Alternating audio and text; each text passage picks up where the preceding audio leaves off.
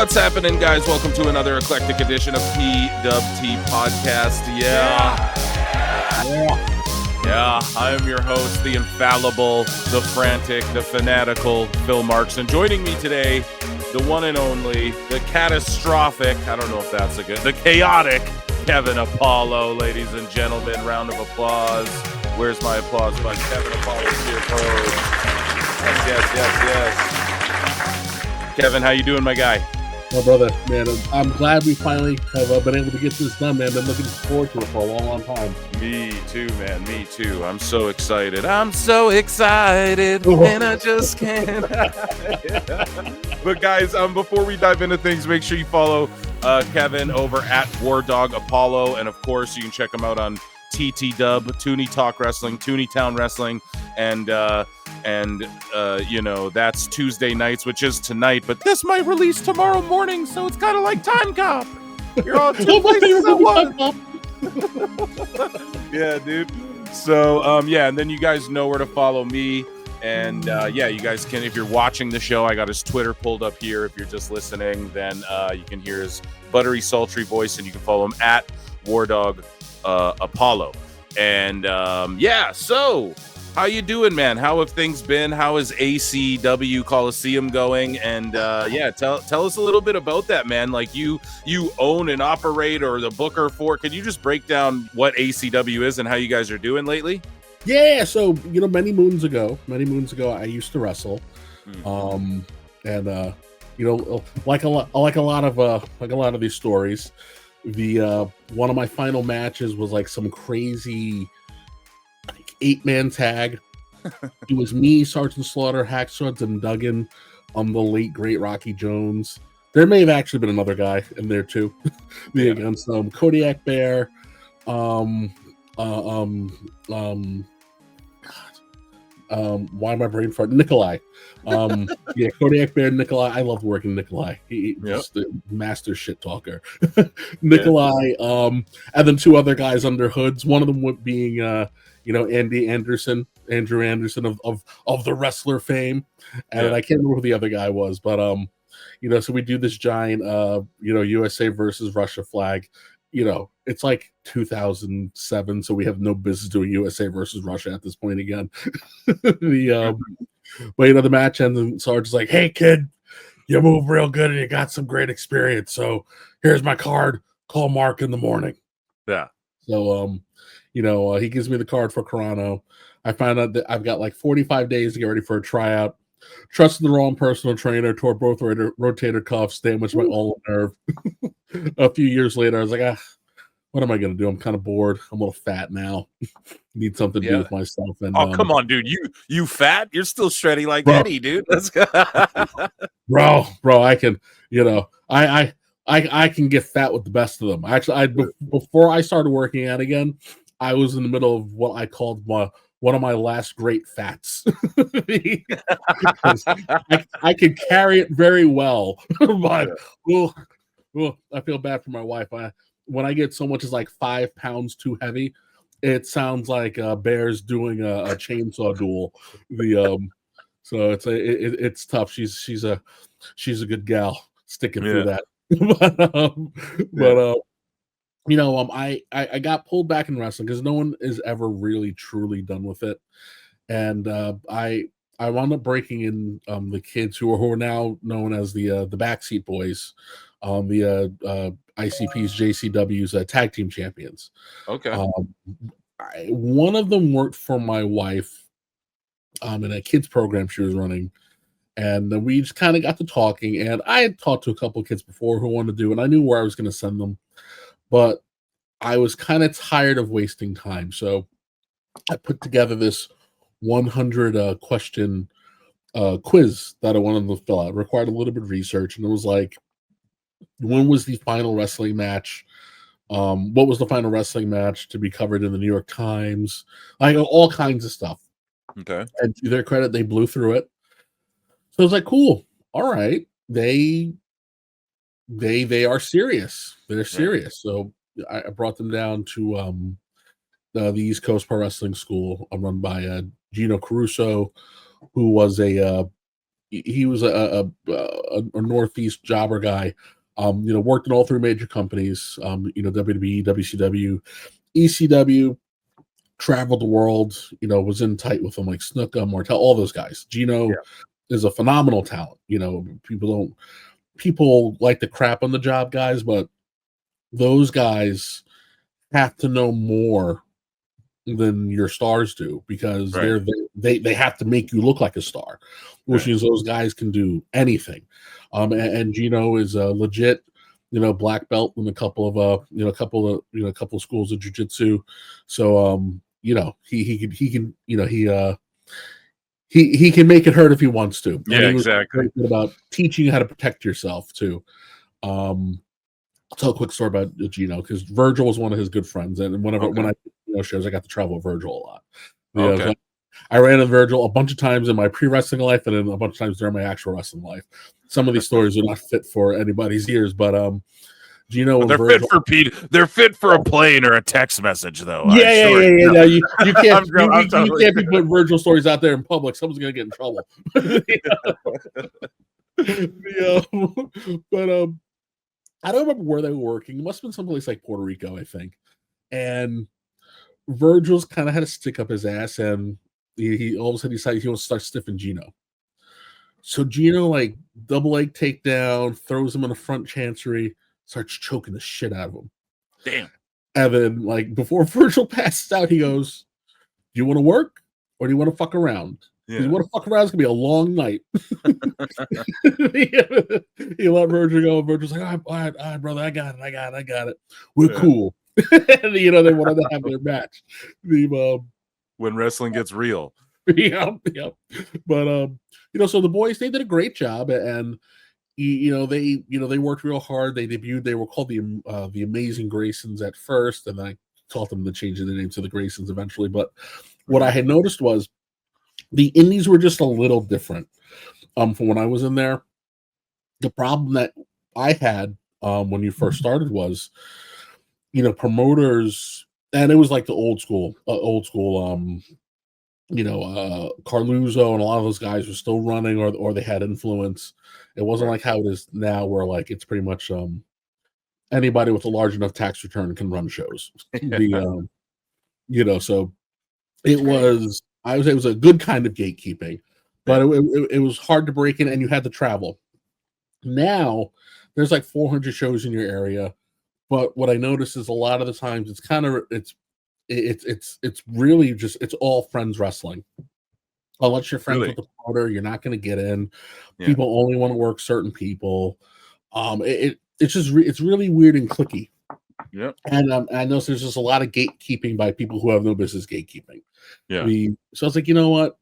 The younger kids need a place, and I know that because they don't know, you're not being taught how to work for TV. So you're not being taught how to work towards the hard cam. You're not being taught how to time your matches so that you can there's a difference between hitting your stuff and getting your shit in. Yeah. And they just none of these kids were being taught that.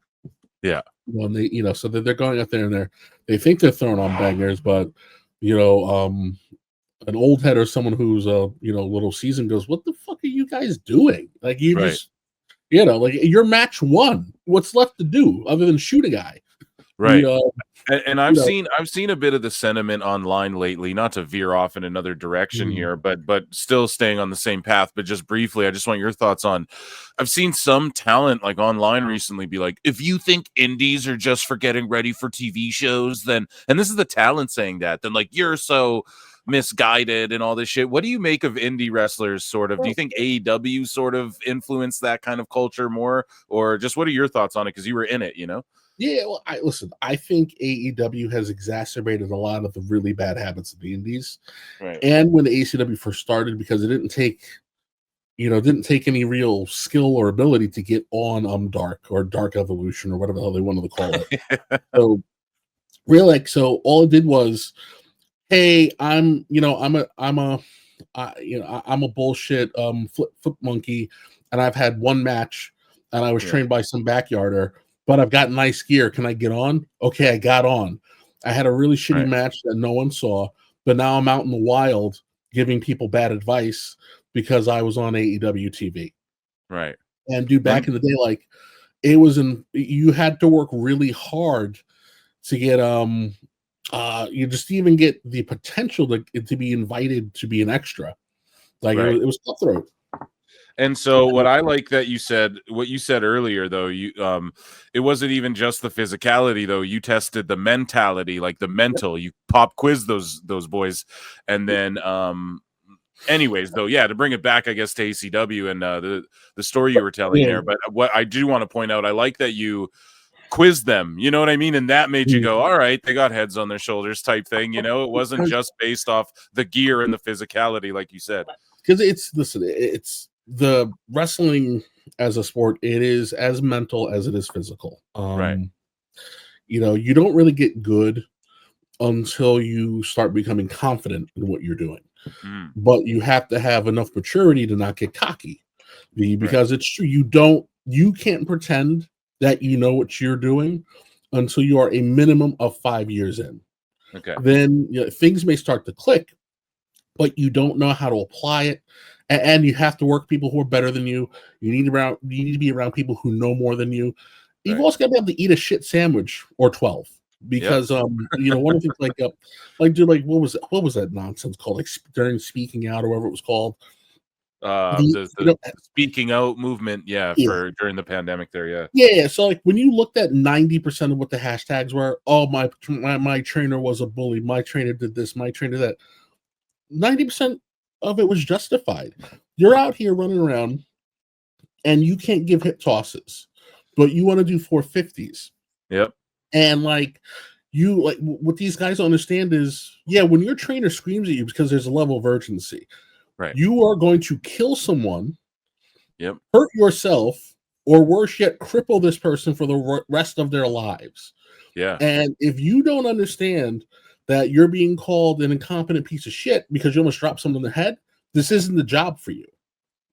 These a lot of these younger wrestlers want to be handheld and coddled, which is why they throw their temper tantrums on Twitter. Coming back to what you said, and it's you need the mental toughness because you have to be able to have someone crawl up your ass, tell you that you're an idiot, and you've got to be able to survive it and grow from it. Because guess what? In a particular moment, you were the idiot. You messed up. And we don't get do-overs. But so to go back to, so I said, you know what, I want to give these guys the ability to kind of run in a, me saying this is going to sound weird, but, in a safe space where they can mess up. Because part of the growth process is there's going to be bad matches. Right. You're going to have bad matches. You're going to blow spots. You're going to cut a shitty promo. In fact, I tell everybody, like, there is a baseline for the worst promo on earth. All you have to do is do better than jumping Jeff Farmer talk about Motley Cruz. Motley Cruz. And I'm going full force. Like that is the baseline for the worst promo on earth. So all you have to do is be better than that, and you're okay. Because you can't learn how to promo until you promo. So I wanted them to have a spot where they could work with some guys who had some experience. Because that's point I had a lot of great friends. I broke in Bull James, and everybody's met Bull. He wanted to do lots of really cool things. Crowbar was a phenomenal teacher to me. So they had access. Mario Boccaro, he was mostly Mo Sexton in my area, but little tiny TNA run. So like I had access to people who were very knowledgeable. So, like, guys, come on, we're gonna learn, we're gonna have some fun, and I decided like we'll just run, we'll see what happens. The first show we had over 200 people legit sell out, standing room only. I was like, it was cool, cool, and it was the week. It was the week after, what was it, the first All In? Restore the feeling, bruv. You restored the feeling, Apollo. So some fan walks up and goes, bro, this was like an indie All In. And I wanted to be like, because I had kids from like almost every New York, New Jersey, Connecticut, promotion out there. Because it's like, well, I'm cashing in favors, and we're just gonna come and have some fun. And people liked it. They responded to it. Yeah. Let's screw it. We'll do some more. And for me, the big thing is when I run, it's got to be family friendly. Yeah. It's got to be family friendly. It's got to be exciting. I function off of the we make movies mentality. It's got to be just as exciting but cheaper than going to a Marvel movie. So you get in, make some chaos, raise some hell, send them home happy. No matter what. So like depending if it's a black hat day, maybe we'll find an excuse after the camera goes dark. Heels got to get bumped and the kids get to celebrate in the ring. Just always send them home happy. So we just did our 6th-year anniversary. Wow. Back in November. Wow. At the Palisades Mall. There was about 2,800 people there, which was cool. My goodness. And a lot of fun. So, starting in March, the pandemic, of course, derailed a lot of things. Yes. But one of the things I would like to do is start telling a more tight narrative, with the show. So we're going to roll out a show called Colosseum Challenge. I'm also probably going to rebrand because since I started running, there's like 4,000 ACWs now. Really? Oh my God, they're everywhere. I have one so I'm in the Hudson Valley in New York. Mm-hmm. So inside of the Hudson Valley, there is another ACW. Mm-hmm. Oh wow, just right in the same area there, dude. Yeah. And then all of a sudden Coliseums started popping up. I'm like, no one was using this. Yeah. Like remember there was like 3 ACWs. One was like one was in the middle of the South. I think it was like Appalachian Championship Wrestling. So I'm like, okay. It's like, and then like another one was in Hawaii. Now there are ACWs everywhere, and people want to use the Coliseum shit. So it's like it is what it is. Yeah. Hey, buddy, there's like 10 PWTs already. And I already knew that before I made mine. At least your shit was original at first. So I'm like, I guess we're doing something right. Yeah. I guess we're doing something right. I did a show. I did a couple shows where Kevin Sullivan was there. Wow. And he sat down, he gave me some fantastic advice. So we're gonna kind of do a soft reboot March 22nd. We've been running out of a building consistently, the Haverstraw Community Center, where they do really lots of fantastic work for the community. They work with a lot of kids and families, I say families who live either at or below the poverty line. Yeah, provide them with after-school services, some tutoring, a meal, a warm spot. They work with the homeless, provide them places to shower, to sleep. They do food drives. It's really special what they do. So they've been, they were we teamed up. I do a couple of fundraisers for them throughout the year, and they let us use their facilities because it's the kids love it. So it gives the kids something to do, right. And the kid. I tell you, there's no better fans than kids. Absolutely. Maybe Special Olympics, but there's no better fans than kids. They come with the energy. Yeah. And now that we've been there long enough, the kids know who the wrestlers are. They kind of follow they follow the story. Yeah. So they show up early. They start talking smack. It was they do the stuff that was my favorite part of being a wrestler, which was not even so much the match part, but the pre and post show stuff where you're out there talking with people and you're that's how because like that's how you build your fan base is getting out there and talking to people before the show. Absolutely. After the show. They don't know who you are, and I tell them it's like it doesn't matter I don't care what website dubs you an indie darling. No one knows who you are. Yeah, no one knows who you are until you're on WWE TV. That is the end all be all of it. It's like I laugh like, hey, you watch UFC and they throw Darby on TV and it's crickets. It's like no, it's true, man. Yeah. And to what you said as well, there's stories about like Kevin Hart, for instance. He'd stay after every stand-up show and he would shake every single fucking hand and make sure everyone wrote down their email. For like years he did that, and now you look at a guy like Kevin Hart just taking it even outside of wrestling, and he's the biggest. He's a huge superstar, and why? Because he it's just that extra part of like letting the people really know you give a fuck about them. I find that incredibly important, even in like what I do with streaming with my chat and stuff like that. So I like that you said that too, because a lot of people don't understand, a lot of these sickos online like to be like, oh, but they didn't go the full force athletically.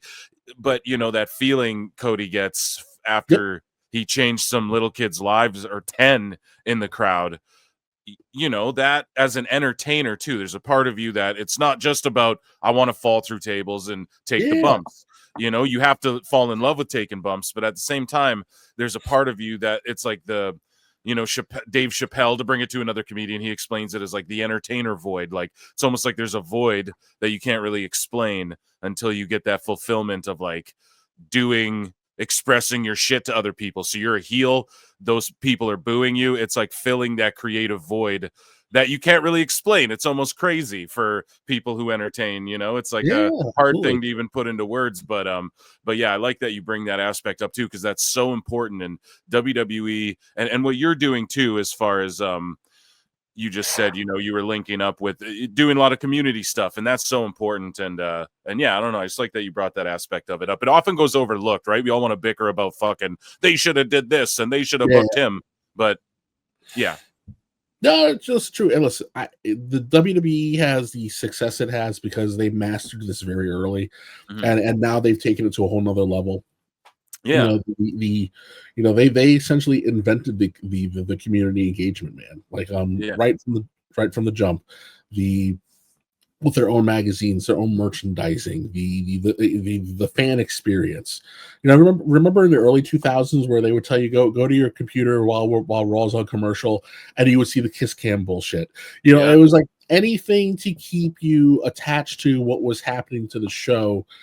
Even if it just didn't matter if it didn't matter if it was shit and it didn't land. They tried it. Like TNT.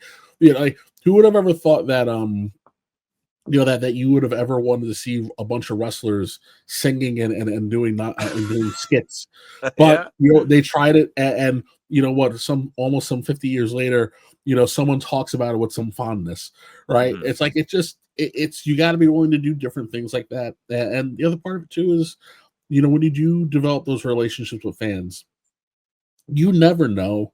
You legitimately never know how it's going to come back to you. So I tell two stories. So while I was in my last great fat, I work in attractions, and I was in a mall. I was coming out of the elevators, and there's this guy named Dylan. He's one of my Special Olympics kids, and I always say kids, but even though he was probably like 20 years older than me at the time. Oh yeah. So I'm coming through. Hey, Kevin! I'm like, oh, really? What's going on? It's like 8:00 in the morning. Turn around, there's Dylan walking with his brother. Kevin, what's going on? I haven't seen you forever. You got fat. Hey Dylan, good morning, bud. Good to see you. Makes me feel so great. Top of the morning to you. Jesus, man. Get me with the Mr. Incredible moment. The other was just recently I was at work again, and I'm heading down to my car, and there's this mom, and like she keeps looking at me, and I'm like, okay, whatever. And then she runs over, hey, I think I know you, but I don't know why. Yeah. So we start talking, and she realizes, oh wait, you do the wrestling thing. I see you at the wrestling shows all the time. And she started talking about how her daughter, she has autism. One of the things that helps her be verbal and social is going to the shows because she has so much fun, and how scared she was when she first started going. But like she totally opens up, and now she's this massive, massive fan. Amazing. Now she's this massive fan. She likes to travel to go see WWE shows, but she's like it all just started with her coming to some random free mall show before the lockdowns hit, because I think we were the last big event in New York before because 2 weeks later, it's February was like the last day of February, and then 2 weeks later, New York was shut down. You hear stuff like that, and it's like, wow, man, like I may bitch and moan about having to put the shows together and having to wrangle with the wrestlers, because the wrestlers are the worst part about doing the show. And having to fight with her. But when you hear something like, wow, cool, like it, it matters. Like, it matters to somebody other than me. Exactly. So that's, you know, that was really cool to, you know, to know that you went out there and just by trying to do something, you made an impact on someone's life, and other people appreciated it. So it's, you know, that's really the main reason I put up with a lot of the bullshit that I put up with, other than I actually got pulled into the space to get to hang out with you guys.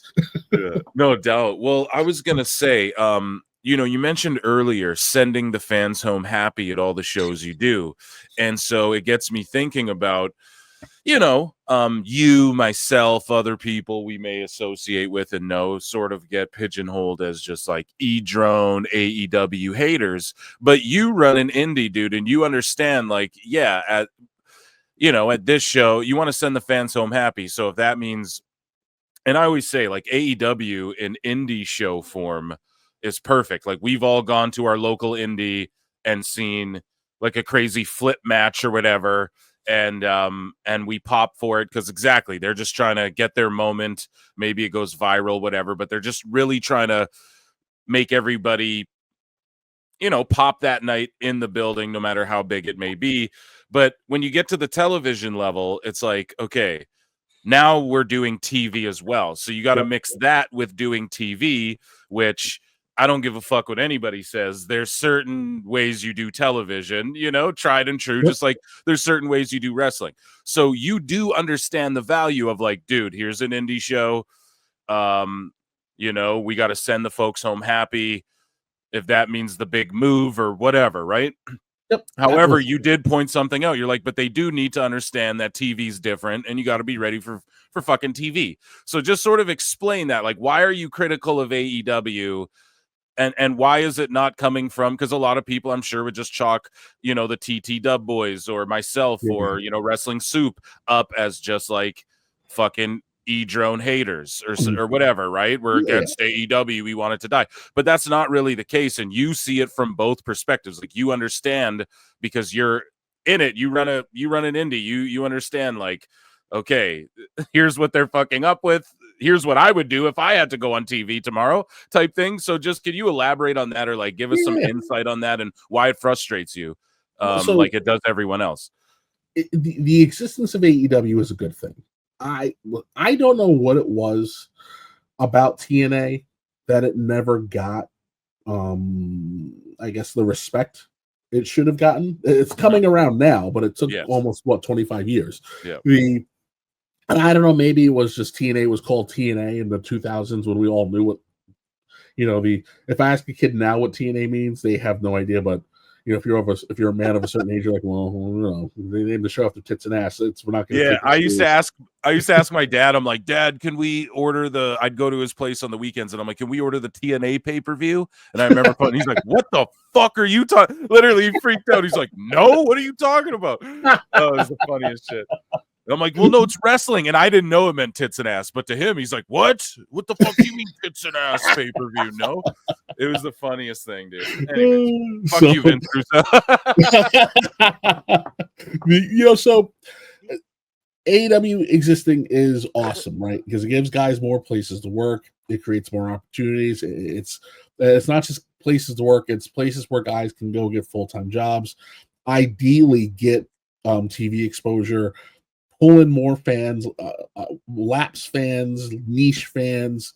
It's just the more wrestling, the better, right? The more wrestling, the better. Back in the Monday Night War days, when everything was super hot, you know, people kind of, yes, the excuse would be, well, TV viewership was different then.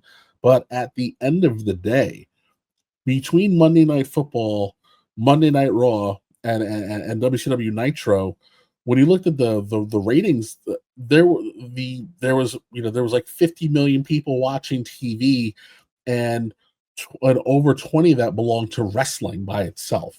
Yeah. So like at one point in time, almost everybody in this country was watching wrestling on a Monday night. It became water cooler gossip the next day, right? So, you know, that all went away, like, just out of nowhere. You know, really out of nowhere in the early 2000s. Within 4 weeks, WCW, ECW, and even WOW Women of Wrestling were all gone. You know, just like that. And it was just the WE for a really long time. ROH tried, TNA tried, what's the other one? CZW tried, Right. but they were, they could never break through. They could never break through. They were just kind of there.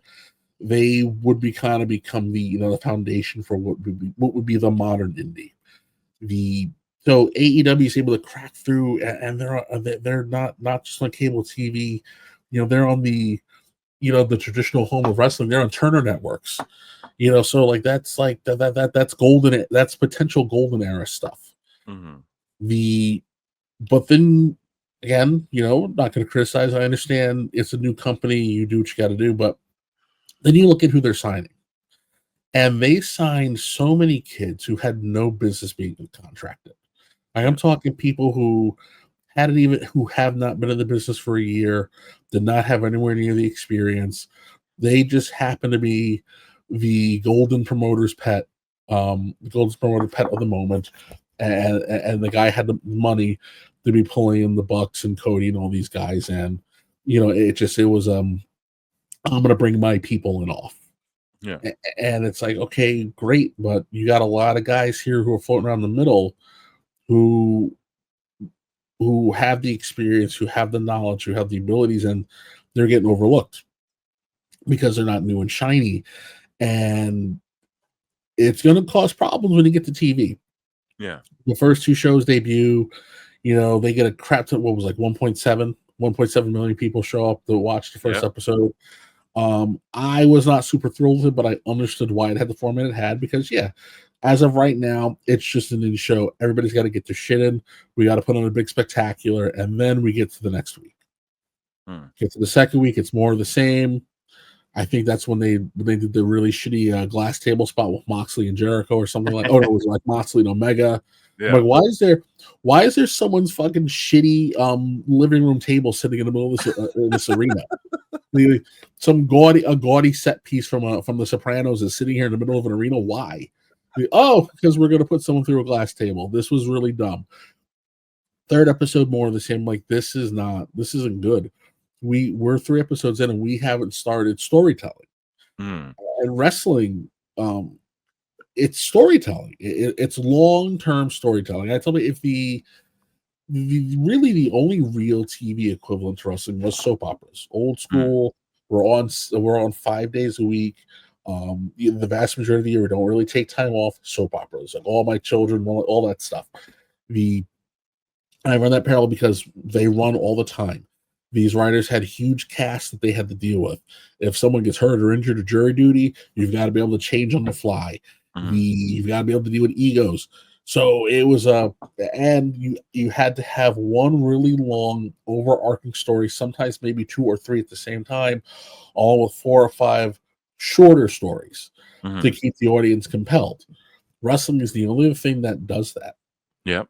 You need to generate an emotional attachment to characters because if I don't care, you're just a guy who comes out and you do your flippy do and then you're gone and I don't see you again for 6 weeks. I'm not going to grow any emotional attachment to you. You're just another dude. Yep.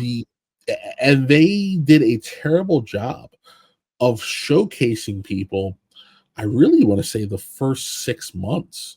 It was by accident, like I want to say, just by the force of his promo.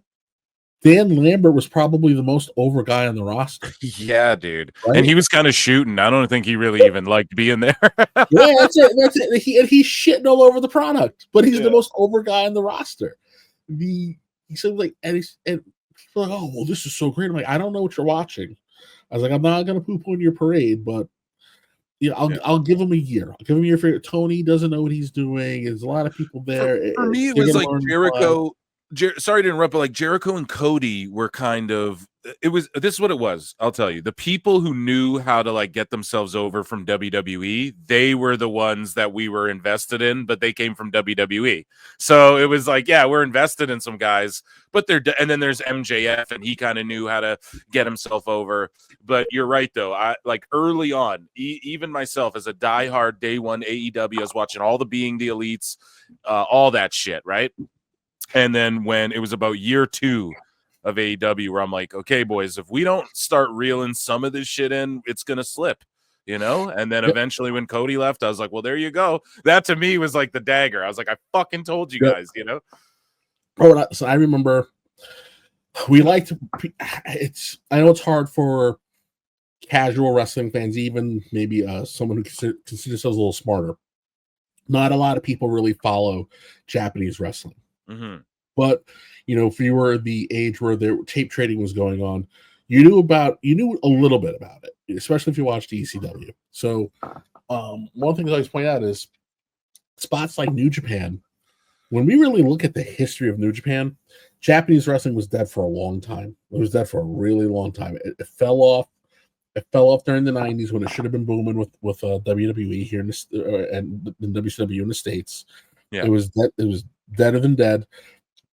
It picked up again during the Bullet Club era. Got a good 6 years, and it's dead right now. Yep. The Japanese wrestling died because the indie style that we loved here, they did it first, right? The 4,000 power bombs, apron moves, shit on the floor. Everybody's kicking out of two, and then all of a sudden you win with a roll up or a bullshit schoolboy. Yeah. And the fans are like, nah, man, this is unbelievable. We're not into it. So there's your, like, you look out, you know, towards the east, and you go, all right, this is what they're doing. This is how it ended for them. We know how this story ends. Mm-hmm. But you have people who are doubling down on that. And there are other people who are going, listen, I get it. You're into it because we haven't seen that here before, but we also have seen it here before.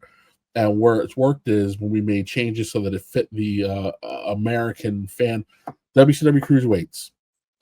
They used to plancha, and they or go through ropes. They were moving 10,000 miles an hour. When they smashed, it wasn't any of the quailing bullshit and the soft catches. It was if Eddie went through the ropes and he landed into psychosis, it sounded like a car crash. Yes, man. Like, look at fucking Ray and Eddie. You go back and watch that encounter from, I believe, Halloween Havoc even, and that's just one of the greatest matches of all time. Yep. It's like they would go flying into the guardrail, right? Because it was a human body, you know, a human body moving at top speed through the air, crashing another human body. So real physics were at play here. Not like the bullshit we see now where, all right, I'm going to go up to the top rope and I'm going to watch you. I'm waiting for my turn. I'm waiting for your turn. Oh, well, he can't really get up the rope. So 5 minutes later, oh, okay, he sloppily did the flip. And we all fall down. Like that bullshit. Japanese fans shit all over it. They walked away from it. We know what the end of the story is. And they keep doubling down on the bullshit. And now you've seen Dark, and you're seeing these kids do these matches. The matches don't make any sense. You're watching everybody almost get injured. Then you're finally starting seeing people to get injured. Yep. It turns into, well, shit, how long before someone's going to die in the show? And now they're getting mad at the botch accounts. You know, well, guess what? The botch account wouldn't exist if you knew how to work. Exactly. Now we're getting mad at anybody who criticizes the show. Bro, your skin should not be so thin that you have time in your day to respond to everybody who says something about you, especially when you as a grown-ass man have a cylindrical body. Yeah. You're skinny fat. You're skinny fat and you're pale. So your ass should be in the gym right now. Your ass should be in the gym right now. Not sitting on Twitter crying because someone made fun of you. You wouldn't get made fun of if you look like a man. So this is where I go. It's like at the end of the day, it took over 20 years for a major promotion to get a shot on TV, right? So if AEW fails, no one ever gets a chance again. I agree. That's why I go so hard in the pain, Apollo. That's why I go so hard, because I'm like, dude, we have to save this. You guys don't get it. We're not going to get this again. When it started, I was so behind it because I was like, yes, finally. And I don't care, Triple H era, Vince era. I want to see AEW. I want to see someone compete with WWE. But sorry, as you were saying. There has to be an alternative voice. Everybody loved NXT because for better or worse, you know, when NXT got popular, Triple H treated it like it was a separate brand. Yes. And even X-Pac went on the air, and lots of people were like, dude, NXT could beat Raw ratings. We were saying it then. We were like, Vince is shit and Triple H is booking good. So it's the same energy back then, folks. I just want everyone to know that applies now. Anyway, sorry, go ahead. Yeah. So like NXT, but you're like, oh my god, I can't, like, it's, you know, they're using metal. You got these dark colors. You're seeing these incredible, super athletic matches. Everybody's kicking out of everything. Yeah. You know, it becomes a super indie, but under WWE management. And your mind is one because NXT filled the space that ECW would have filled if it didn't go away, because that's where it was trending anyway. When you look at York and Matthews and Diamond and Swinger, and you see the kinds of matches they were having, it was the super athletic, you know, lots of pinfall attempts, big spots, you know, just really, really cool stuff versus the hardcore stuff. Like, so like ECW would have been the spot where you would have seen AJ Styles thrive, where you would have seen Punk thrive. It just would have been very different if it didn't go away.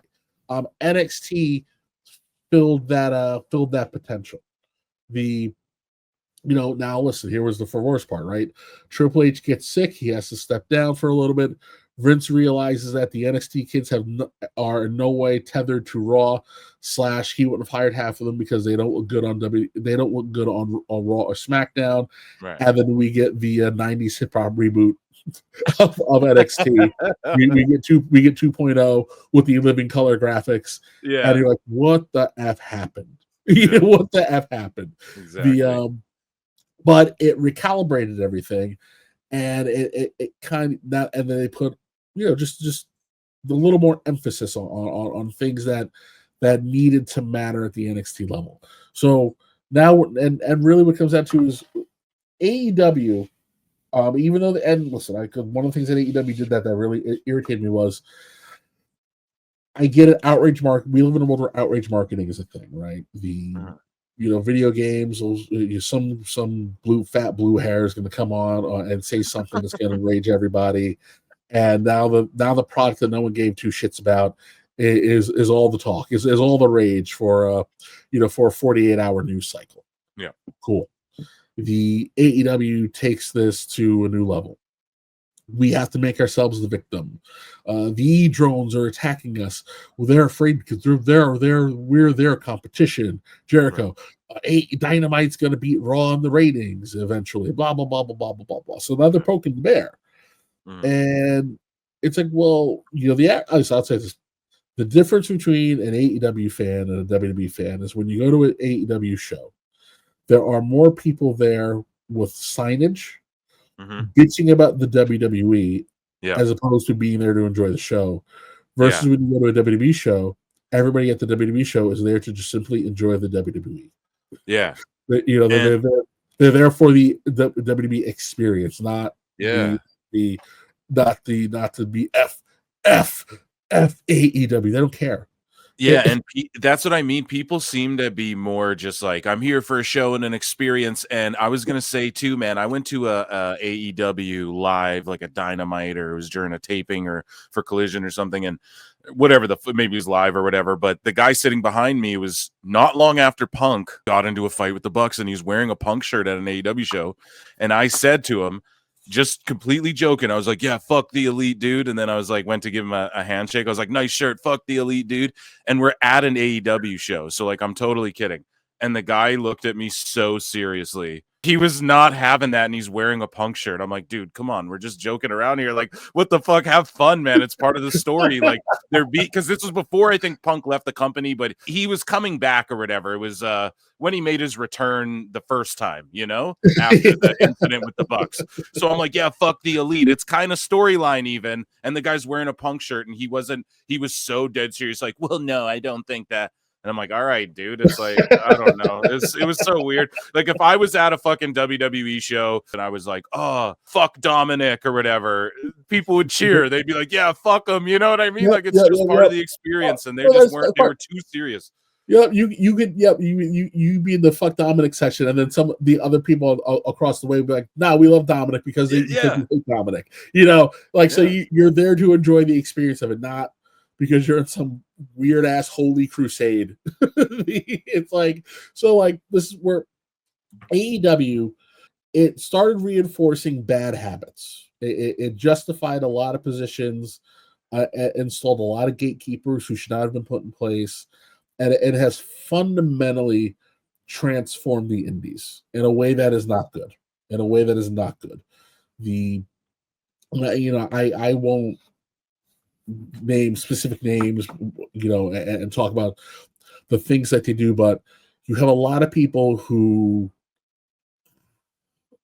try to say this diplomatically but honest. There are a lot of people now who get to run schools, who have jobs, who never really accomplished anything, who now are the gatekeeper supreme. Yes. And the only way you get through is if you give their school money. Okay. And if you are and swear fealty to their particular cult. And if you do not, you twist in the wind. You twist in the wind, and maybe you make it, maybe you don't. But it's done a major disservice. It's done a major disservice to getting guys and women. When I say guys, in a unisex fashion. The boys, though, the boys encompass the girls as well. So that, Apollo. But some of these people out here get triggered by vernacular these days. How come you haven't mentioned women's destiny? I know. This was like yes. This is the guys, the gals, everybody's just the boys. Everybody's the boys and the guys. So a lot of the guys have not gotten the exposure or the light that they should have, which is also something that's essential to your young indie journey. There's nothing better than getting invited to be an extra.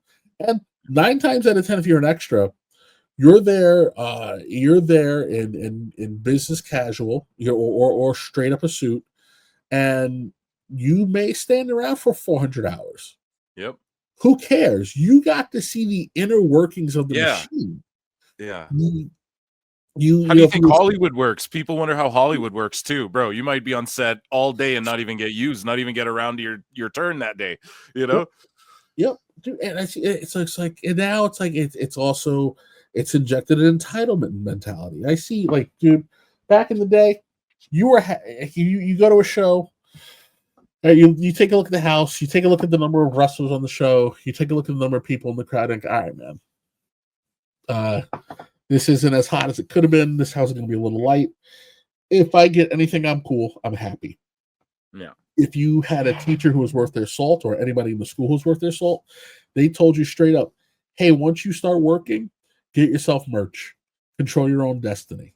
Yeah. Same thing. I see the same thing with music, right? If you're a band, you're gonna go play a spot like the old school Chance Poughkeepsie before it got shut down.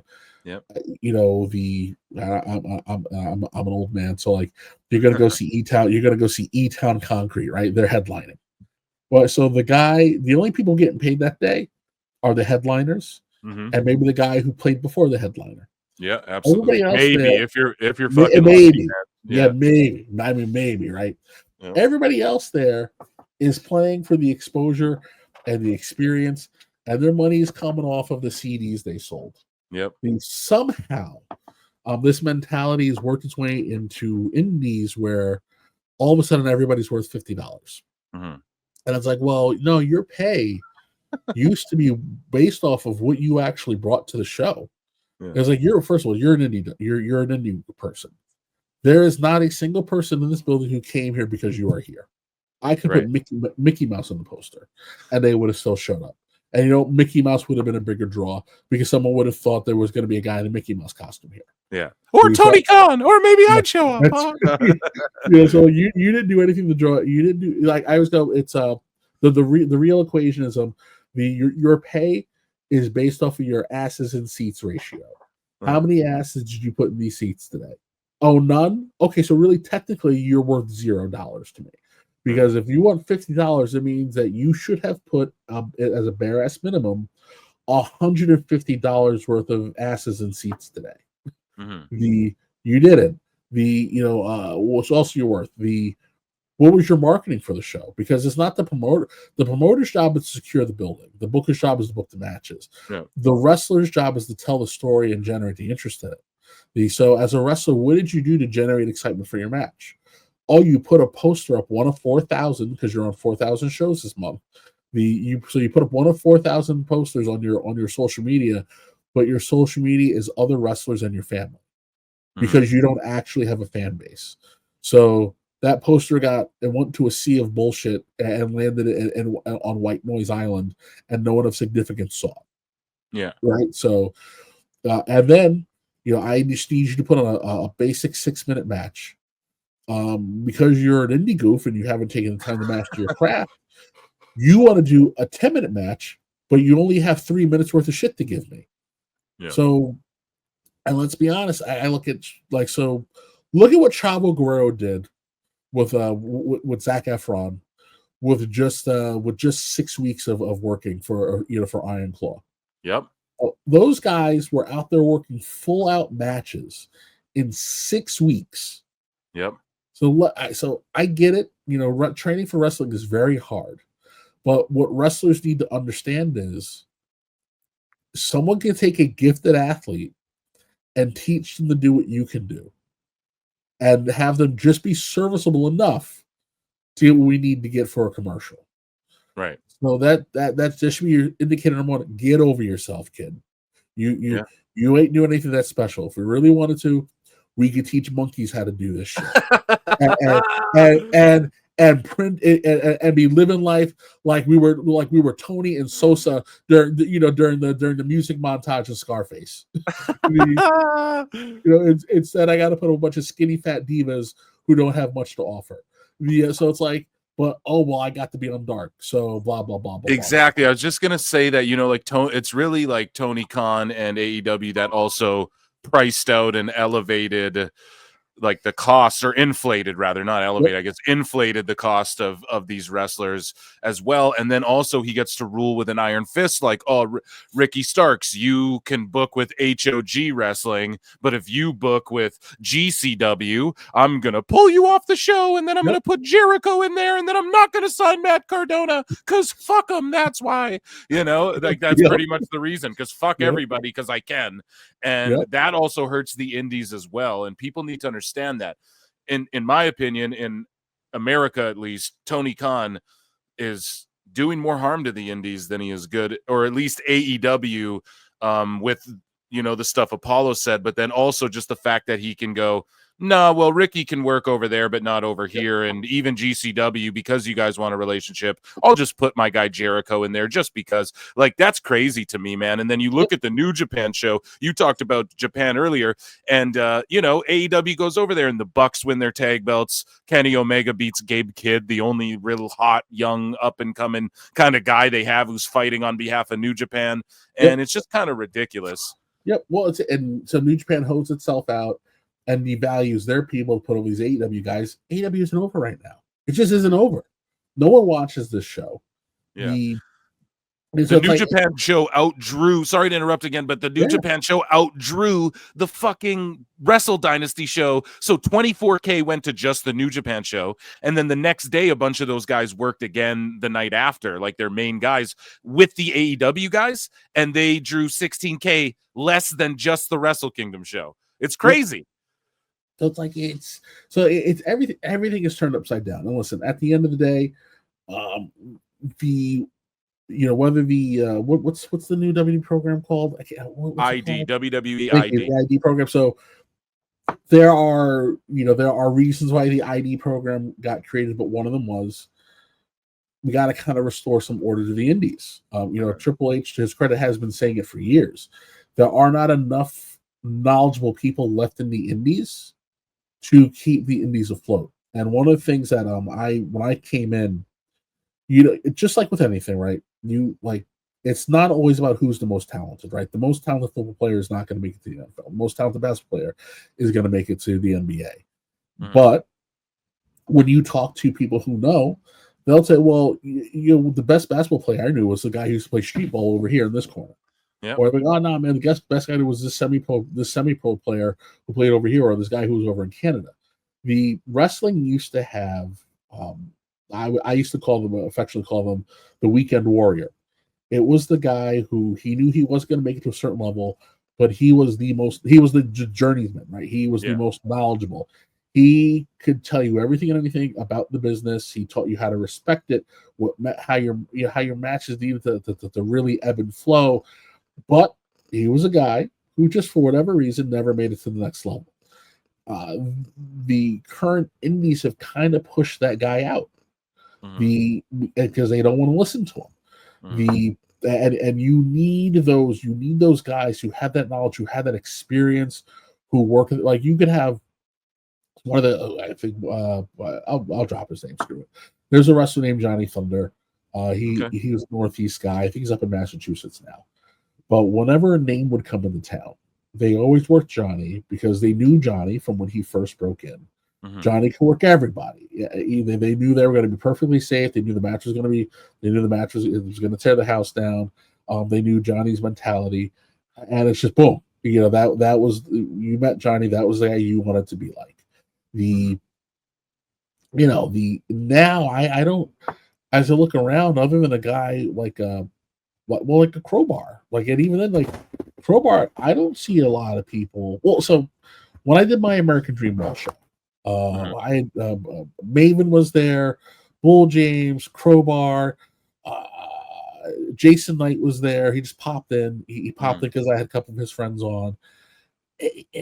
Remember, and we were supposed to have a couple other people there just to make. But at one point in time, there was Jason Knight, Crowbar, and Bull James sitting there, and between the three of them, you had major pay-per-views. Major arenas in the United States and Japan. And no one was lined up to sit at the learning tree to talk about their experience and learn something. And to me, that shit was weird. That was weird because when I was in the locker rooms, and you'd have a show with Tito Santana or Kong Bundy, Bundy was always a hard read. But if he liked you, he spent a lot of time. He talk your head off. You should be sitting there, hey, one, even if they say no. Hey, listen, I'm gonna go out there. Can you watch my first match? So for instance, when I debuted, it was a weekend of WrestleMania 20. Tito was there with his, and I met Tito, and his brother was there. But because Danny Doring was in the show, Tommy Dreamer showed up. Wow. We wasn't advertised or anything. We weren't even allowed to tell people he was there because he was under WWE contract. Yeah. And as I'm going down, I'm like, hey. I know we were in my high school, so there used to be a Crow's Nest. Tommy was in the Crow's Nest watching. I go, hey, listen, it's my first match. If you don't mind, can you watch it? Tommy goes, yeah, cool. Go through the whole thing. Boom, come up. Tommy goes, wow, that was really your first match. I go, yeah. So we talked for a couple minutes, and then after that, anytime I saw Tommy, he remembered me. So years later now, when I go to book Tommy. Boom! I know 9 times out of 10 he's gonna say, yeah, I'll be there in 5 minutes. And we'll sit down. We can have we have really lengthy conversations, and he'll open up the actual learning tree for you. These kids don't do that, man, and I don't understand it because you need the majority of your learning about wrestling comes from talking about wrestling and listening to what these guys have done, and the batshit crazy stories that they have to tell you. While you're while they're out there doing their thing, and it's the mentality is weird, but again, a lot of this comes from maybe it's a generational thing, I don't know, but there's a weird expectancy level that's kind of fucked everything up a little bit. It's just everything's all over the place, and a lot of it has to do with just the and again, I don't mean to shit on AEW, but listen, a lot of their I would say per appearance people. Because there's people saying you have your guys who have their guaranteed money, and you have a lot of people with 6-figure contract, but they're per appearance. Yeah.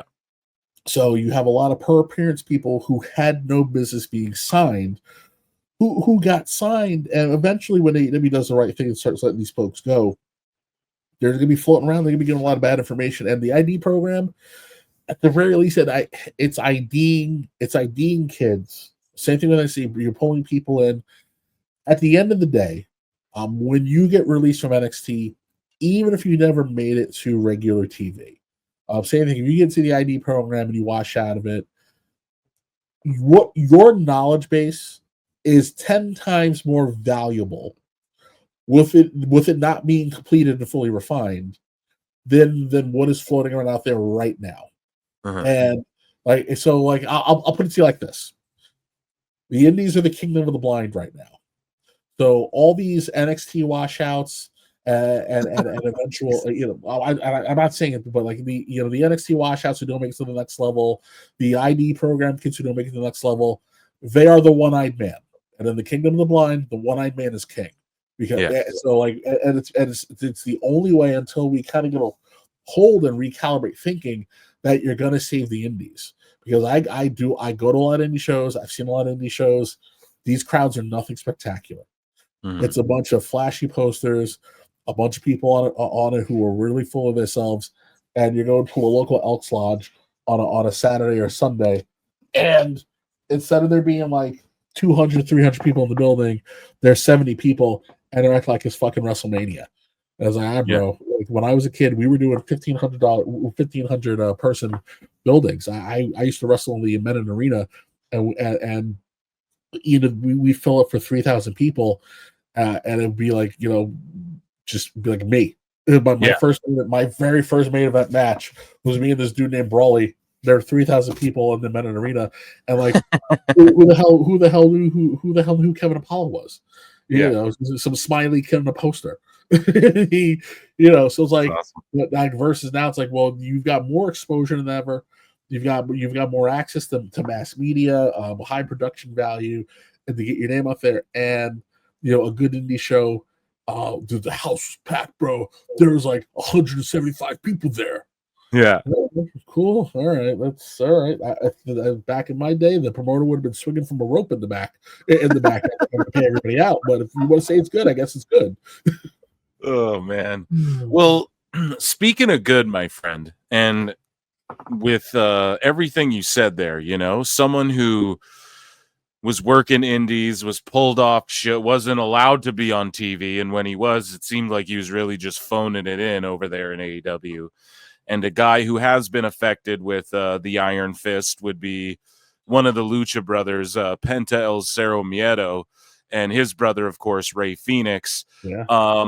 So at the time of recording this, yesterday was Raw on Netflix Part 2. I was, of course, streaming live for that. And Penta, they're just calling him Penta, former AEW star who got shelved in favor of, CMLL guys that nobody really knows.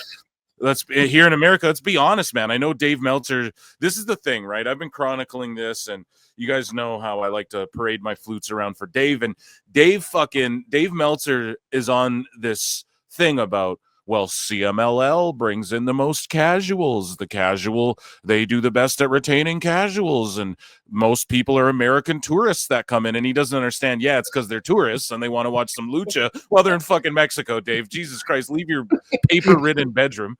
But he's got this idea, and so he's telling this to Tooney. I know it, because why else would Tooney sign a contract where people like Ray and Penta can't be used on TV if CMLL guys are there? So the last we saw Penta, he's like trading destroyers with Cassidy and stuff, and people are like, he doesn't even sell, blah, blah, blah.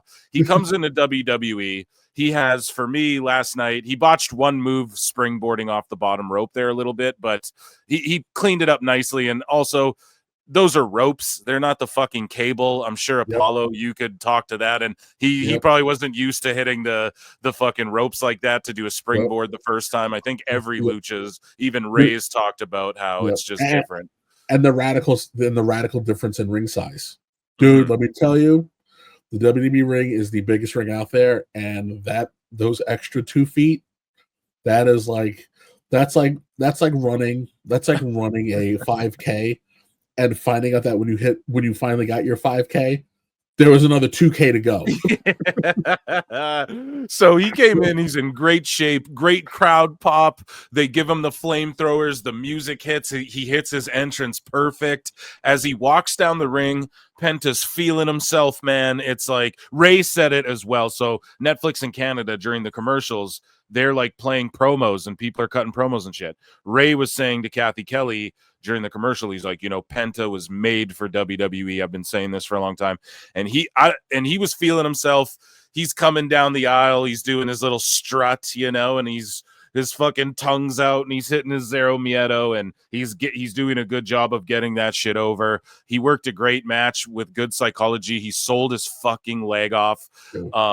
You know, they did a destroyer where I thought that could have been the finish, and then they ended up, I thought it could have been the finish. I was like, hey, that would have been a good spot, but they didn't like overdo it. It's not like they hit 12 more finishes and then they just went into like the, you know, he hit the Penta driver and it's fucking done. But even as he's like cutting his promo and talking to the fans, he's selling his legs so much that, you know, dirt sheets are like, he actually wasn't injured. And one thing I will say is WWE now, we've come full circle. Like now we're arguing if injuries are real or not. Like WWE doing such a good job of protecting the business in that way and like helping to bring kayfabe back a little bit. But yeah, he was obviously just selling, and really he proved. I mean, a lot of people said that about Motor City Machine Guns. They're not going to sell and all this shit, and Penta's not going to sell. And then these guys come in and they're some of the best. Like to me, Motor City, what's getting them over for me is like how good Alex Shelley's selling his ass off every match. And then Penta sold his legs so well. We got dirt sheets writing about if he's actually injured or not. Like, come on, guys. He fucking worked the ankle. It was Chad Gable. Like, you know, he worked the leg. Like, fuck, man. The minor Achilles injury. But I mean, this was an $11.99. Yeah. Yeah. This was an A+ debut for me. And him just really showing like, no, he was ready for the big time. And he probably has been for a while. And again, just showing that Tony Khan letting another guy just slip through his fingers, that this is what fans wanted. We wanted to see Penta be presented like this. We've seen him as a world champion in almost every other company before AEW. And I mean, I'm not saying he's going to be a world champion in WWE, but a US champion, an intercontinental, a tag champion. I mean, that's for surely in his future. And just what were your thoughts on this whole debut? I mean, it's breaking the internet. Everyone loved it. I loved it, man. It was perfect. It was perfect. It was everything it needed to be. I loved Penta and Lucha Underground. I thought he was dope in Lucha Underground. Well, let's be honest. One, you know, CML. Well, we're mad at Conan, right? So we're mad at Conan. So we're not going to hold on a second. Conan, I got it on the soundboard. Sorry, go ahead.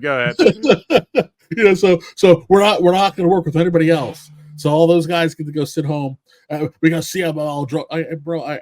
I'm a tourist, and I see live pro wrestling Lucha Libre sign for $5 Of course I'm going. I need something to do before I go eat. Exactly. You know, it's got air conditioning and it's we're hot ass Mexico. I'm off the resort. I need something to do. I got Corona in there. I need to go someplace I know I'm not going to get killed. So let me go chill out wrestling, right?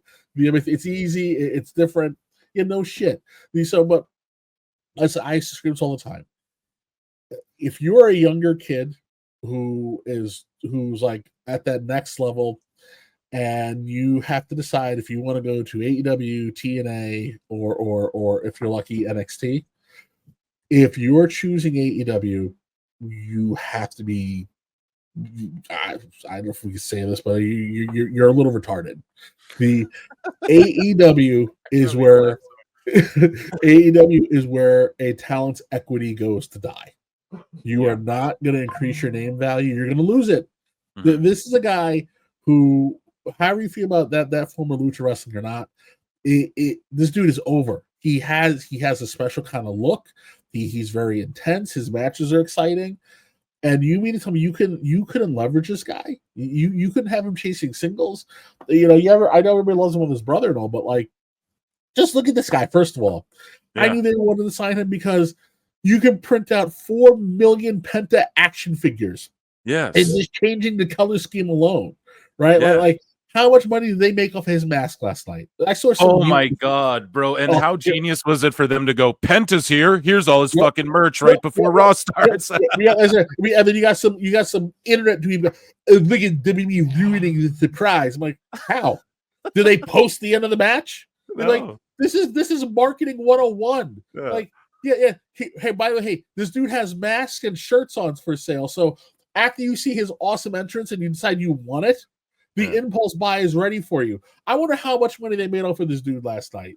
Yeah, man. And Michael Cole said it on commentary. He's like, the worst kept secret in the business. So he just leans into it. And then it pops all of us. And we're like, exactly. We knew it was him. And he just gets this big single run before his brother comes in. And this is better for Penta, too. He gets his single run before he gets to be in a tag. That's better than him coming in as a tag with his brother. Dude, that's it. Yeah. Because this dude's going to get over. He's going to listen. Depending on where I'm sure he's going to be on Raw. Because Raw's going to need the star power.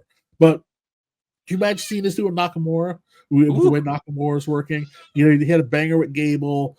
You're gonna see, what else are we gonna see him? Well, you'll see him wrestle Jey Uso. He's gonna have it's the match combinations are just almost endless. And then, if he at some point in time, because they all hit that spot where it's like, okay, we don't have enough room to bump you up to whatever spot you're gonna go to just yet.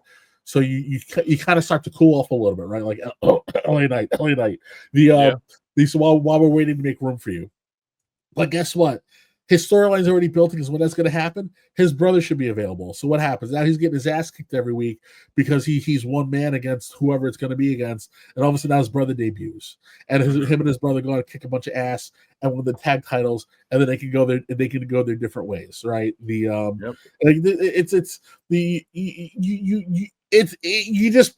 opened up a mint. You opened up the mint. And they have license printing their money with this guy. Listen, I laugh. Even Vince wouldn't have messed this up. Remember, the only thing I said that Vince probably would have done different is Gable and Penta would not have gone as long as they did. The match probably would have been about 6 minutes shorter because Vince would have wanted Penta to go over a little bit stronger versus the appetite of your wrestling fan is we want to see more wrestling. Yes. Andy would have had a mouthpiece, and people were asking me on the live, they're like, Phil, who would you have, should Zelina Vega talk for him? And I'm like, well, I don't know. Maybe Jose the assistant or someone, and then boom, he grabs the mic and he just ripped the promo in English and on Espanol, and they're fucking global now, so it's just smart to do that, and they're in San Jose. The crowd reacted more for the Spanish than they did for fucking anything else that he was saying, so... And then you see people in the crowd who already have his masks who are probably lapsed AEW fans because now we're in that era where we got lapsed AEW fucking fans and we're like, fuck this, I'm going to watch WWE. So. Yep. So that's it. So, like, it was perfect, man. You could not have asked for a better debut. The sky's the limit for this guy. It's just with the WWE, it's the same. It's always the same issue. It's just a matter of how long can they keep momentum and can they keep their head about them when they don't have it, because the pendulum always swings back the other way for them. It's just a really big company. But here's the other cool thing now too, because they are global and they have embraced being global and they do work with other companies. When they go cold, guess what? We're still going to keep you alive versus the old days where you just sat at home. What happened? Nakamura went cold. We sent them overseas. We let them rock out in Japan. Yep. It's got guys. There's so many more opportunities for folks. It's a good time to be a WWE fan because you're getting to see the rest of the wrestling world in a way that younger fans of the WWE would have never ever gotten. It took them buying the damn company for them to even acknowledge that WCW existed. When they were going head to head every week. So now you live in a space where you're talking about pro wrestling Noah. You're talking about going over to Mexico. You're talking about ICW, all these little small indies. In Europe, you're getting exposure in the way that no one would have ever thought possible of coming through the WWE lens. Versus on the other side where AEW should have been able to fill, again, the ECW void, right? Mm-hmm. Heyman did a fantastic job of working in the Mexican luchas and the Japanese wrestlers and even weaving them into storylines and leveraging the big American like a Mike Awesome. Have them come and just be an assassin. He's only around for 3 or 4 matches and he's gone for 8 months. I don't know, man. Like, I gotta just look at Okada. Man, like Okada was one of the biggest free agents, and again, dude, I get it, man. If I I understand it. I will never forget, Nakamura's response. Right, Okada debuts on Dynamite, and Nakamura just puts out a bunch of question marks and goes, "Why?" Come on now, Eric. Come on now, Nakamura. That's not very fair. To do your boy like that. But on this side, like, I'm like, fuck it. Okada's going, this money mark is going to give me $7 jillion. Yeah. And all I have to do is not get injured, and I'm still under 35 when my contract ends. So I'm in that WWE sweet spot, where and that's what I say about MJF. It's like, bro, he's doing the best thing for his career. I don't care if people say he fizzled out, because that guy can always turn it on. He doesn't have to go to WWE and do the same thing he's doing now. And the whole thing is this: he's making millions, and while he's like making an imprint in fucking Hollywood and stuff like that before he even gets to WWE. So yep. The only thing with MJF, man, MJF needs to be challenged. He needs to be with someone who's going to take him to another level, and it's not there right now. So like it's one of those things where it's like, right, well, you know why he didn't get signed? He wanted this outlandishly large contract that got laughed out of the building. So that brother, well, you sniffed your own farts. You got humbled. You crawled back. What are you gonna do? What are you gonna do to maximize your time there? Right now, I'm not seeing it. I'm seeing him cut the same bullshit promo, drop the same insider terms, get unnecessarily personal. And I was like, all right, brother, we did this already. And guess what? 2 weeks ago, Triple H dropped almost every insider term imaginable in a promo, and then was like, ooh, what are you gonna do? Get mad about it? Which means dropping insider terms and promos officially not cool anymore. Yeah, dude. It's just like, okay, we did it, Yep, that's it. So it's like, all right, it's like finding out that I don't know. It's like finding out that your father isn't the thing that you're into, that you think is cool as shit. All right, well, if my parents are doing it, then this shit probably isn't as cool as I think it is, right? Yeah. So it's like, all right, well, now what, bro? Now what? Because I need to see something from you, and that's the only thing that sucks about him still staying there is you chose, instead of really actually betting on yourself and saying, let me go be a big fish in the biggest lake that feeds into the biggest river that dumps me into the biggest ocean imaginable. I stayed here to be the biggest fish in the smallest pond imaginable. And I think he's going to suffer for it, but it's still early. We'll see. But it's like, what's really left for him? He's going to, if he maybe Edge can pull something. I'm sorry, Cope. Maybe Cope can pull something out of him. Maybe Christian can pull something out of him, depending which way on how they want to go with it. But outside of that, I mean, Jarret can probably get some good promos out of him. Maybe. I wasn't thrilled with what they did last week. I thought it was kind of a waste of time. Yeah. But and again, talk about like we wasted all that effort on Jarret. Like you want to tell this Terry Funk story, but like, bro.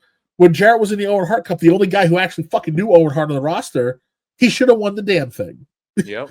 Instead, you gave it to the soy cowboy and did nothing with it. Oh, I burned someone's house down. I'm badass. All right, whatever. It's like, all right, and now he's like, well, I want to be world champion. How do like first of all, what happened to Lethal? Yeah. Where's Lethal? And then it's like, all right, so what? We're gonna see Jeff every 4 weeks. So for someone to be like, oh wait, we are doing this story. That's right. What? Jeff's gonna have like 4 matches. They go, well, you got to put your career on the line. Yeah, it's like, come on, dude. Like you maybe get this story out of the WWE once every 10 years, right? That's just because it's the natural ebb and flow of cyclical storytelling. Yeah. But you by the time it pops up again, it's earned the ability to be there versus just kind of doing it. AEW is stuck in the perpetual of wouldn't it be cool if. And I'm too incompetent or ignorant to know how to tell this story, so because I've never told the story in my life. So like that's what you get with the booking. You get these two things that collide. You're like, what the fuck did I just watch? Like last week, like first I tried watching the feed on Max. I'm like, let me give it a shot here. The fucking feed was so terrible. It was frozen every 40 seconds. It was frozen. That's the fuck. I would jump back on TBS, and then they legitimately did the same segment. 7 segments in a row. But like, how many fucking times can a guy run in on a match? That's what it is. Even especially the women's match. I've pointed it out. The women's segment. Sorry, I pointed out so many times. It's just woman cuts promo, woman returns or runs out. Woman wins match, woman returns or runs out. Woman debuts, woman comes out or runs out or whatever. It's the same thing every fucking time. Same shit. And I'm like, so I'm like, listen, Omega, like, you know what would probably pop them a rating? In all honesty. As if, because first of all, the Kenny Omega promo that closed out the show was fucking dumb as shit. Yeah. That should have been the week before, a sit-down conversation with JR to get everybody hyped up for Kenny Omega's return. Jim, you know what? Next week, I'm returning to blah, blah, blah for Dynamite. Yes. Boom. All right, now the next line is, well, Kenny Omega's here. What's he going to do? What's he going to do? Have him open up the show. Have him get his hands on Callis. Let everybody do their dumb fucking run-ins. And then make the match. And then he main events and closes out the match. Yeah. And then you can have someone run around and then have Ospreay make the save. Now Ospreay's back. Instead of doing the way we did it, you bored the shit out of everybody. You did the same fucking run and you did 15 times already this night. Yeah. And then you had the guy who, oh, bruv, I'm here for my fucking teas and crackers and crumpets. Bruv, we restore the feeling, bruv. Oh, for the feeling, bruv. Like, what fucking feeling are you even talking about? The show's been dog shit for 4.5 years.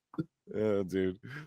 Oh my god. Well, speaking of feeling, I got a couple headlines. Well, first off, let me get your thoughts. They're running back Kenny Omega versus Okada. I mean, this is 10 years passe, bro, and fucking they want to run it back, man. Tony Khan wants to run it back. You know what they say as well, right? Like, how the old saying goes, best guys, Tony Khan. But as Meltzer would say, but what are your thoughts on them running this match that happened 10 years ago that was good? And now it's just like, why are you? And same with like when he ran back Ricochet Ospreay, it was just a shell of its old shit. Wow. This is going to be the same. It was a shell of itself. First of all, where was the build? There's no build to this. So if you want to do it, why is he fucking with why is he messing with Callis? I get it. There was kind of a story there, but it wasn't enough of a story. The last time we saw him, didn't the Young Bucks beat him up? Like, so we should have kicked things off. The really, let's be honest, if we were going to do it the way they did it last week, the encounter should have been Omega and the Bucks and Okada in the ring. And then as Omega is dressing the Bucks for turning on him, Okada steps in the way and is like, well, fuck it, let's do this. And at least now you own it, like it's your thing, as opposed to the desperation play of trying to grab some nostalgia berries. Oh, remember when they did that thing 10 years ago? Oh, that was cool. Like, get the fucking like, no, it's passe. But it's like, if I don't understand how you can do something for 5 years and manage to learn nothing. I don't get it. I don't get it. By accident, this show should be better. Yeah, that's what I'm saying. You think they would have slipped onto something fucking. Well, here, I mean, he's just the king of fumbles, That's what Tony Khan does. He fumbles Wardlow, he fumbles. Here's the thing. Before I get you out of here, though, speaking of fumbles, we were talking about before, he fumbled Penta. And there's just a couple headlines that came out that the dirt sheets are running with that I did want your thoughts on. You know what I mean? And so you think, again, you have Penta there. You think you'd let him do his thing maybe, or I don't know. You'd have somebody who you'd listen to that was like, hey, this guy was a world champion and everyone loves him. Let's sell a billion masks. But no, you just leave it for WWE to show you. They're literally teaching Tony Khan lessons how to book these guys, man. How to book Lexus King, how to book Ethan Page, how to book Penta. It's hilarious. But leave it to the dirt sheet geeks to come out and I guess come out with a story that just cannot be true, no matter what. So PW Insider reports after Raw, they say that rather some talents backstage At Raw, we're not thrilled as the Penta vs. Gable match combined with Penta's post-match promo went way longer than initially planned, which led to time being cut from other segments later in the show. It was also noted that Penta wasn't injured during the match and was just selling his leg. No shit. And listen, I'm not like a PW Insider hater. I mean, they're fucking probably the most accurate dirt sheet out there if you really think about it. But why would they... Fire!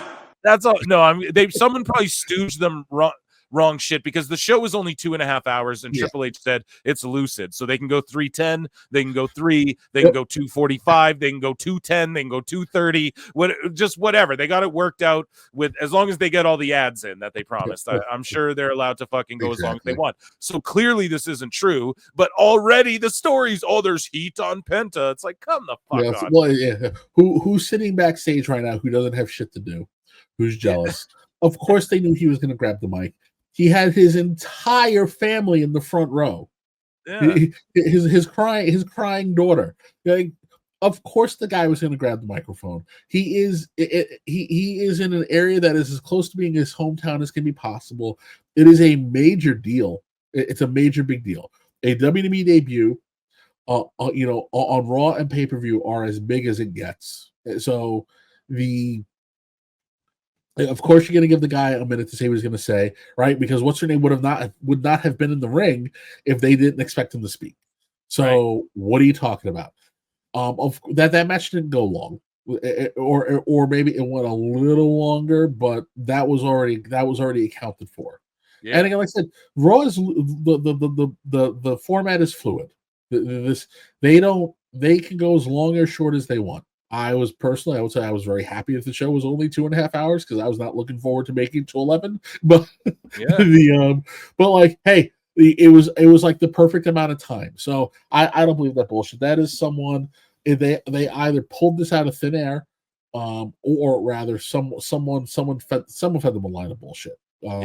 Especially with he was selling is like, listen, the WWF refs, which again it's. Ref Jess versus Ref Aubrey, just for the direct comparison. the way they account themselves in their matches, one is a shit show and the other is a masterclass.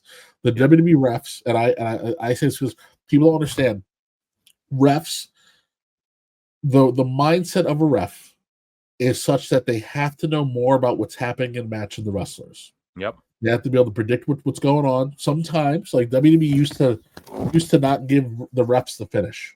They stopped doing it. I don't know if they probably give it to them now, but there have been times where the referees had no idea what was going to happen. They knew as much as you and I did. Yep. So the refs have to be able to pay attention to what the talent's doing, know where they have to be standing, knowing how they're going to have to react so they get out of the way so they're not in the way. They have to be hyper aware with cameras, and they also have to be hyper aware of what the crowd is responding to. Because if your match is going sideways, the ref is going to need to go, you're losing them, do X, Y, Z. WWE refs, because they have the earpieces, they have to be listening to the real-time feedback coming from someone in the back. There's a lot that they have to be able to do, that they have to be able to master. So a referees are some of the hardest working people that you see doing what they got to do on TV. That ref, I love that ref just in general because he's just all over the place. But he was on it. He was on it. So. Like he, anytime we let, hey, everybody, just make, because listen, Pentagon, my man, I can't remember when he one of the times we won they fucking hit. They like it reminded me of watching Nitro. Like they collided. It wasn't. It was when Penta did the fucking over the top rope flip, man, because he just splatted on the ground, collided with Gable, and then he was smiling after too. And the ref was all on that, dude. It was really good. And what a tremendous match. But there's no way, if they ended at 2.5 hours, there's no way he went much longer than they expected, because otherwise they would have just went 2 hours and 40 minutes or 2 hours. You're right. So there's no way that this is actually true. And I don't know why this would come out. And I wonder if WWE, because we know that they kind of got rid of the stooges there, and you notice how much better the WWE product's been. And I wonder if they float out bullshit out there to drum up heat, because now everyone's going to talk, oh, has Penta fucking got heat on him? Does he have heat? But, and then next week we're curious, you know? Well, it's the poo-poo on your parade effect, right? Because Melts, not so much PW Insider, but like all the Observer, the Observer UK, and all those drone sites. Yeah. Well, Dave Meltzer said so. Like they're all going to spit out the same bullshit story. So yeah, fine. Maybe WWE puts out a bogus story, or they float something to someone to see who's going to say what. Because that's what they do. They may, someone may go, "Oh, this fucking guy, walking from one room to another room, say it loud enough to know who, so someone hears it." They know, all right, there's only 4 people in that fucking room right now. So we know that one of these 4 people in this room is a fucking rat. Yeah. They did that recently. They did that not too long ago, I believe. That was the rumors floating around. So they're like, let this guy have his fucking moment. It was an awesome moment. It was, dude, you get a moment like that and it's in front of your family. That is like, if Penta has the career that we all think he can have, that's how his Blu-ray or Peacock special opens up.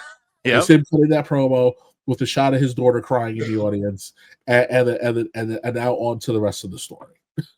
Yeah, it was such an incredible debut, and his daughter crying was so impactful, and the crowd popping for him speaking in Spanish was so impactful, and I was marking out so hard. It was so weird seeing him in a WWE ring, but he fit right in. He knew where to be. He looks to be in great shape. He sold his ass off, and that was the biggest criticism people had of him. Oh, he's not going to sell. Boom, he sold his ass off. Here's Alfred Konuwa, Forbes writer, who that AEW used to quote when they were smashing NXT that they now hate on and fucking don't want to quote ever, because now he just says what the truth is, and he always has, and the truth is only okay when it favors AEW. But anyways, here's his reaction to the fucking debut of Penta, and I always like to react to his stuff, and I'll get your reaction to his stuff, I guess, too. Penta debuted with WWE, and he's already a bigger star than he ever was in AEW, and worth more money. WWE didn't even front like he wasn't coming. They rolled out Penta's merch hours before his arrival, masks and all. The same masks Tony Khan and AEW decided not to sell. Why? Because these are the same geniuses who run the Jacksonville Jaguars. Why not? Fucking Jaguars taking shots lately, too, from everybody, man. Pentagon debut got kids crying in the front row. Wow, so this is what a sold-out hard cam side looks like? Me hearing Penta cut a fire promo in Spanish and listening for the word hermano. Oh, snap, that's my tweet. Get it, Alfie? Penta won, and Michael Cole made things official by saying, a fresh coat of Penta. Yeah, dude, welcome to the big time. And also Cole was like, he's one of the biggest free agents ever. And he also said he's one of the most, like, some people consider Ray the best, like the most famous luchador on the planet and the best in the planet. Well, like Ray and others consider Penta to be the best, like, kept secret, the best luchador that, blah, blah, blah. And they just drove that home. And it's not about how many times you say it like Excalibur, and he will, like, it's about the way you say it and when you say it and who's saying it and stuff like that. So again, just an amazing debut, Yep, bro, effing awesome, man. It's like you said, I can tell you I'm a star, so I'm blue in the face. The WWE shows you that this person's a star, and then they explain why you are feeling like this person's a star. Like it's, again, I said it, you don't get a better debut than that. The fucking pyro was cool. The swagger down the ring was cool. The match was fire. The merch is dope. It does not get better than this. It doesn't get better than this. Yep. Well, speaking, it doesn't get better than this. It doesn't get better than PWT Pod, especially with my good friend Kevin Apollo, who I appreciate so much for coming on. Finally, we got to link up, and yes, we got to do this again soon. I appreciate you so much. And why don't you let the good folks know where they can follow you once again, and just what you got going on, anything you want to plug that you got going on, my good friend. Yeah, listen, you can follow me on Instagram or Twitter, WarDog. I think Instagram is WarDog_Apollo, and what's my Twitter? I think my Twitter is just just WarDogApollo. So it's all one word. And then you can follow me on follow ACW on Instagram and Twitter, ACW_Colosseum. Hopefully, I do not know what the rebrand is going to be just yet, but just pay attention for that. We'll be pumping out a whole bunch of old footage. I think actually from my first from one of my first indie shows that I ever ran, which actually has ref Eddie Arengo on it back in his Bandito Jr. days. Eddie and Ref Bennett used to travel in my circles, man. So I love seeing those guys on TV every week, man. It really makes me smile when I see them doing their thing. And Eddie was an awesome talent, man. Yeah. I wish more people could see his stuff, man. He was a hell of a guy. But yes, I'll be around. I'll be on Tooney Town tonight, and I think Skeleton Crew's on, so I'll be on the pro show immediately thereafter. After that, it's kind of floating around. I'm here, So I tell people, if I'm not, as long as I'm not busy at work, if you guys need me to shine the bat signal, send me a link and I'll pop on.